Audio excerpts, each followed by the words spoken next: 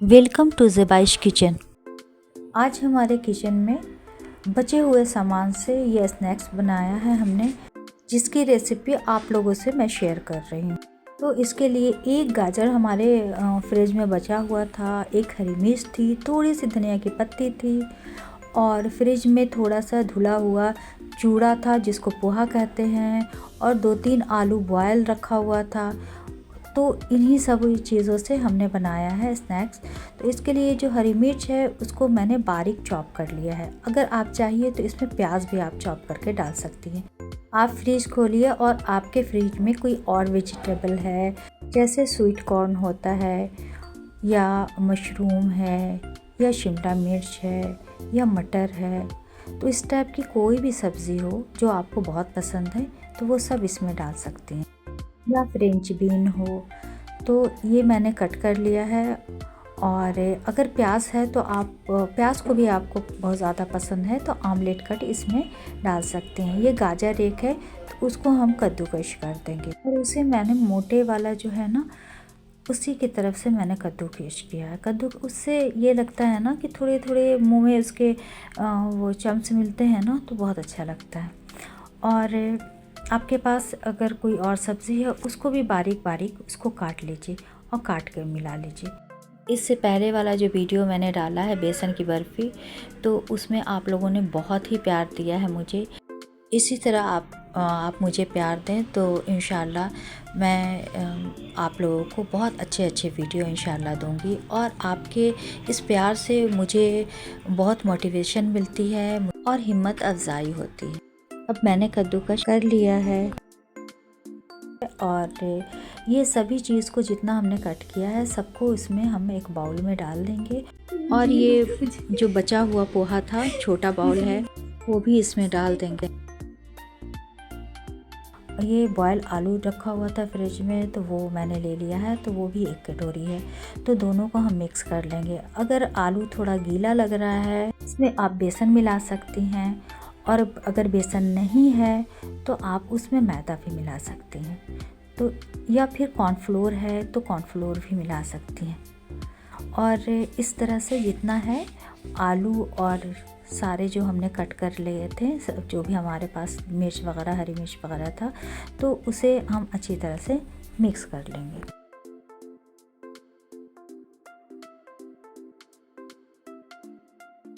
अब ये मिक्स हो चुका है तो कुछ मसाले ऐड करेंगे। तो मसाले में ये हमारे पास सब्ज़ी मसाला था, यहाँ पर हमने देखा किचन में, तो मैंने थोड़ा सा उसमें सब्ज़ी मसाला डाल दिया है। और मैं देखती हूँ क्या क्या मसाला रखा हुआ है, तो ये सब मेरे काम की चीज़ नहीं है।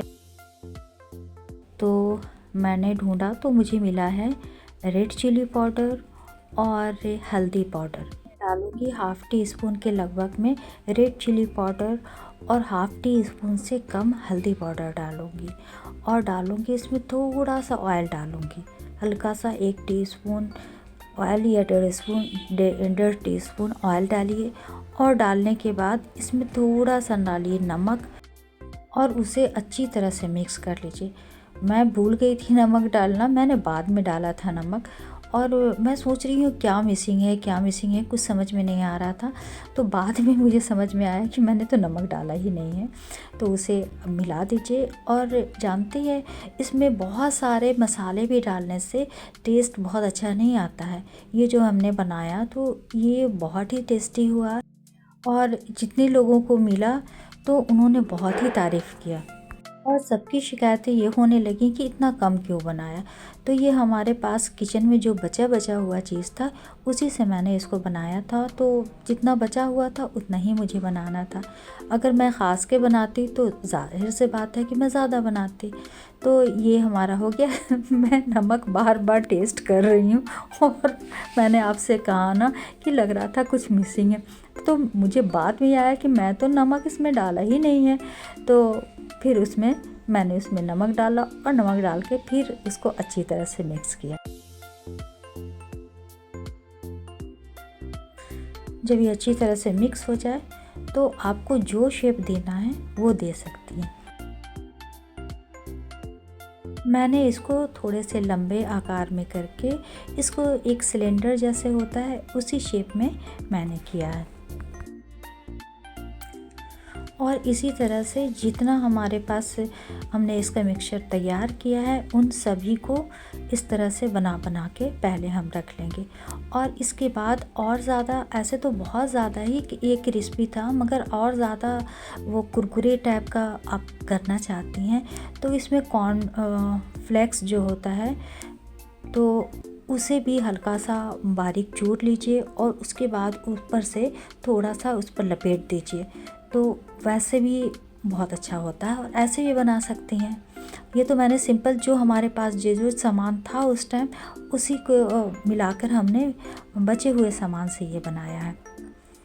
तो ये हमारा जब पूरी तरह से हो जाएगा तो मैं इसे फ्राई करूँगी। तो ये हो गया है और इसके लिए मैंने कढ़ाई चढ़ाई है। और एक बात आपको और बता दूं कि मैंने एक छोटा सा नन्हा सा क्यूट सा गैस ले लिया है। तो इससे हमें जो प्रॉब्लम हो रही थी आप लोगों को मैं रेसिपी वगैरह दे ही नहीं पा रही थी, बिल्कुल नहीं दे पा रही थी।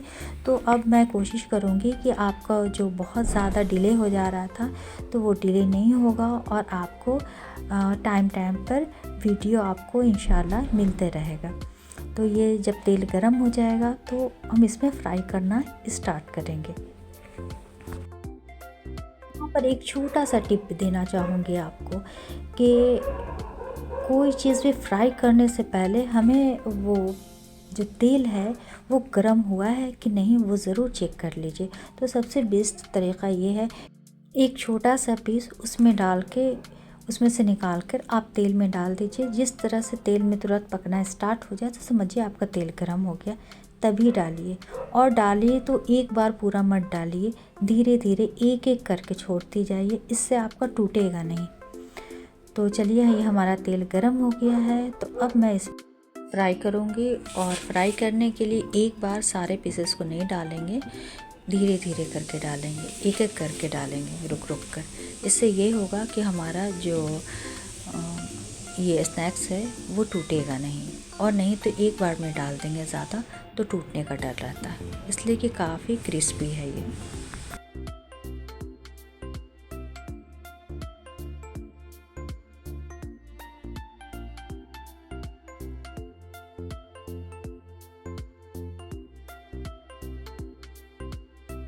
और बड़े ध्यान से इसको हल्का हल्का सा इसका पलटते हमें जाना है।